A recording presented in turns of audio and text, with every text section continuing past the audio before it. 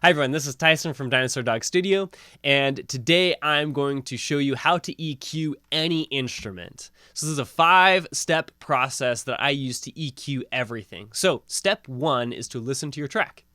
Step 1 is very easy, except oftentimes your instrument that you're trying to EQ won't be loud enough in the context of the mix. The worst thing to do here is to solo the instrument. Do not solo the instrument because you don't listen to a single instrument in a mix. So what you want to do is just boost the volume if you can't quite hear it within the greater context of the mix, so then you know exactly what you're doing and what your EQ moves that you're making are actually having an overall impact of the mix within context.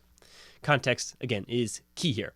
So I'm going to be EQing this bass guitar, and I'm just going to play this song really quick, and we can hear what the bass currently sounds like. So it's kind of quiet. I can't quite hear it, so I'm just going to boost that up again, about there. It doesn't really matter exactly. I'm just moving it up so I can hear the bass clearly. Obviously, it's not going to sit here in the mix in the end, but I'll be able to make an informed EQ move within the context of the mix, but also being able to clearly hear the bass guitar. So let's listen to it again.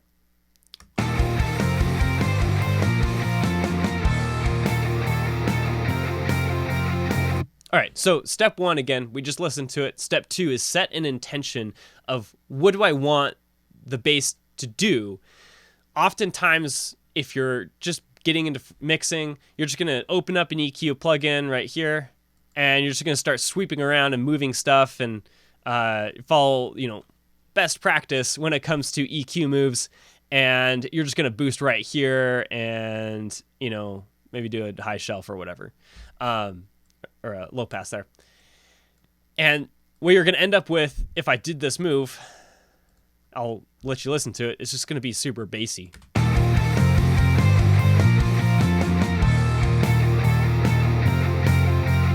And you might actually feel like you like that. And the trick here is that it's louder, and so probably it's going to inherently sound better to you. The human ear likes hearing loud things, and so it's going to sound better to you. Instead of doing that, which is actually going to make my mix really flubby and just nasty in that lower frequencies, it's going to be way too harsh or way too low end heavy. I'm going to set an intention of what do I actually want to accomplish. So after listening to it, I think it actually has a lot of low end, kind of the sub range. It doesn't have that much fullness or body to it, and so I'm going to want to bring that out. And then also I want some more definition in the bass. So the first thing I'm going to do is I'm going to try to fill the bass out. That is often found kind of between like 150 hertz and 450 hertz. So I'm going to kind of sweep around here, try to find that sweet spot of where that's going to live. So I'm just going to play it and sweep around, and I'm going to EQ it.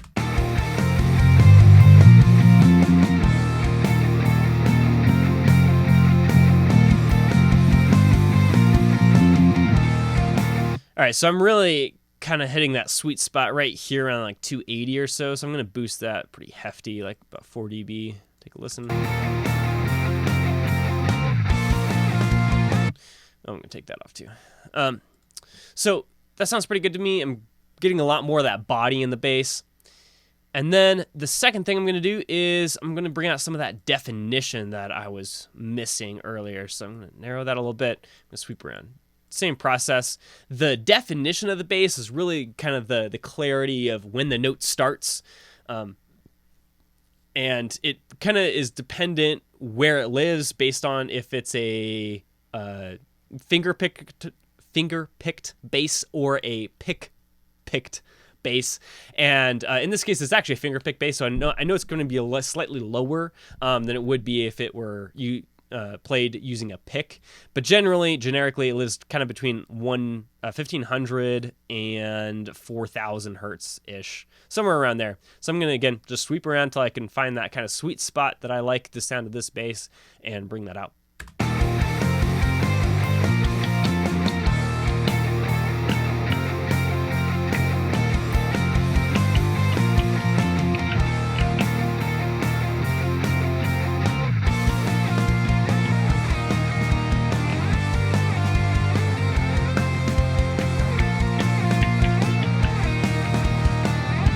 Yeah, so I'm really like that kind of around probably 2300, 2200, somewhere around here is kind of where I'm liking it. I'm not going to spend too much time on this.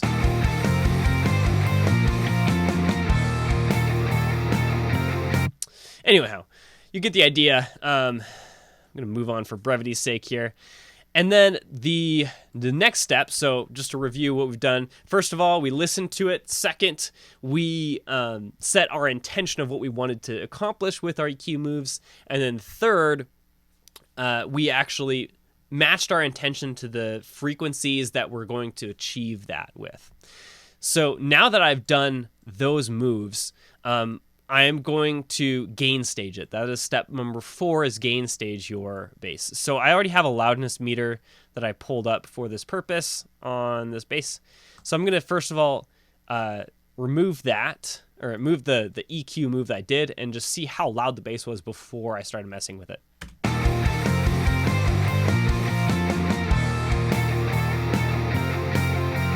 So it's around -20. I'm going to turn this back on, see how loud it is now.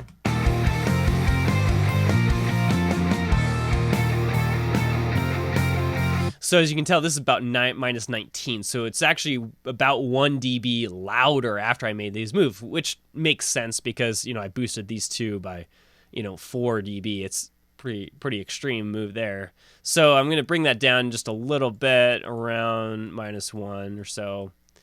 Let's test that.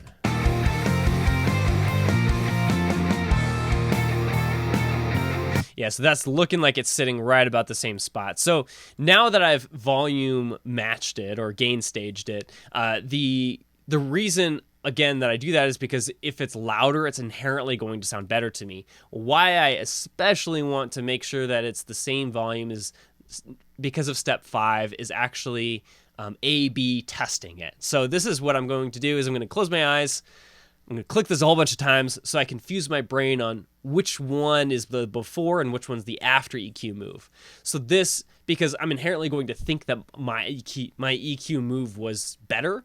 And so by doing this, I'm actually going to be able to have a more objective view over the audio and know if my EQ move actually was successful. So I'm going to close my eyes, I'm going to click this a whole bunch of times, I'm going to play it, and then I'm going to switch back and forth and decide with my eyes closed which one is better. All right.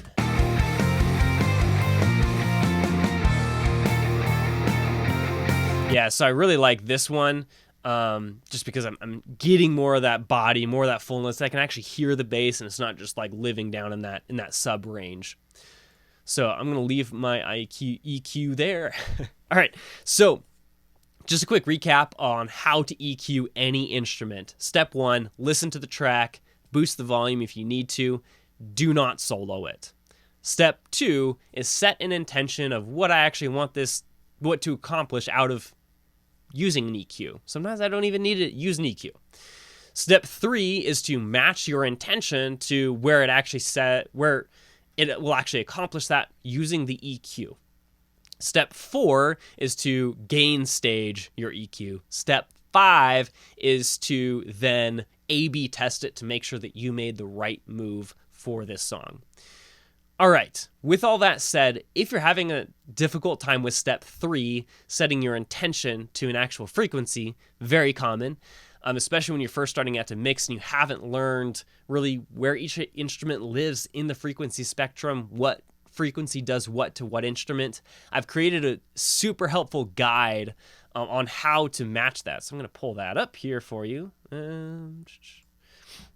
So here's just like my snare drum. It shows you exactly a generic EQ move for that instrument.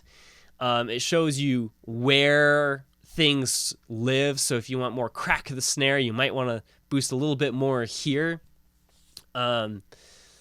Or if you want more top end or definition of the snare, then you should probably look around there. This is just, again, a general guide on where to find certain qualities of certain instruments within the frequency spectrum. So this covers a lot of different instruments, all the common ones that you're going to find while mixing. So if you want to pick this up, it's going to be in a link in the description of this video. Thanks for watching. I hope this was super helpful for you.